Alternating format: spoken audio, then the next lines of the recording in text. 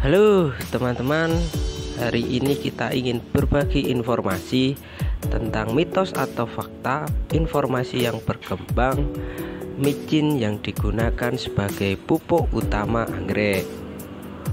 Penggunaan micin ini diawali karena memang ada penelitian ilmiah mengenai pemanfaatan limbah cair dari pabrik MSG.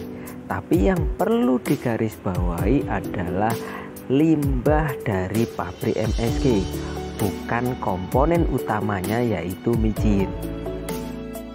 Mungkin karena memang barang micin ini di semua rumah tangga banyak dimiliki sehingga mudah menjadi booming. Dan pada mengaplikasikannya tanpa tahu kandungan dan tujuan yang sebenarnya.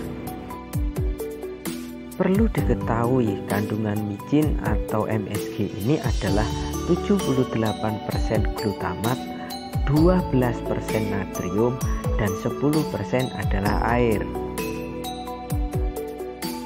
Dari bahan-bahan itu kita bisa tahu mana yang dibutuhkan tanaman pada kandungan micin, yaitu adalah natrium. Natrium ini punya fungsi hampir sama dengan unsur kalium. Tanpa natrium, tanaman tidak mampu meningkatkan kandungan air pada jaringan daun. Kenapa kandungan air ini sangat penting untuk anggrek? Seperti kita ketahui bahwa anggrek itu punya kadar air yang sangat tinggi yang tersimpan hampir di semua organ tanamannya. Ketika anggrek mengalami kehilangan air, maka anggrek akan menjadi mengkerut, keriput, dan lama-lama akan mati kering karena kehabisan air. Walaupun begitu, natrium bukan merupakan unsur hara makro, tetapi natrium masuk di dalam golongan unsur hara mikro. Artinya apa? Unsur hara mikro tetap dibutuhkan tanaman, tetapi dalam jumlahnya sedikit. Efek dari pemberian natrium yang terlalu banyak itu akan membuat racun buat tanaman, sehingga tanaman itu akan mengalami kejenuhan dan berlanjut kepada kelayuan, serta lama-lama akan mati menjadi kering.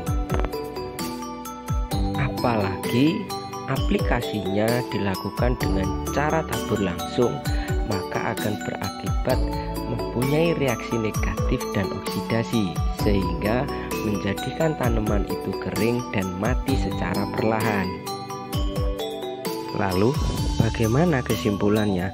Micin atau MSG ini digunakan untuk pupuk anggrek. Berdasarkan dari kandungan natrium itu yang termasuk unsur hara mikro dan fungsinya pun hampir sama dengan unsur kalium, maka bisa disimpulkan bahwasannya micin atau MSG ini hanya sebagai pelengkap. Jadi dia tidak mampu menggantikan peran unsur hara makro yang benar-benar dibutuhkan oleh tanaman, dan juga memberikan dampak negatif pada perkembangan anggrek jika diberikan terlalu sering.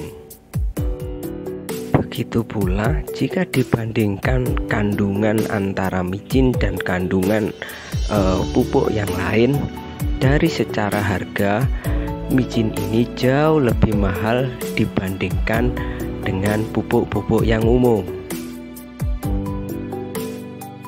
Jika kita tetap ingin menggunakan MSG atau micin ini sebagai pupuk anggrek kita, saran saya gunakanlah hanya sebagai pelengkap dengan intensitas yang sangat-sangat jarang untuk menghindari dampak-dampak negatif yang ditimbulkan.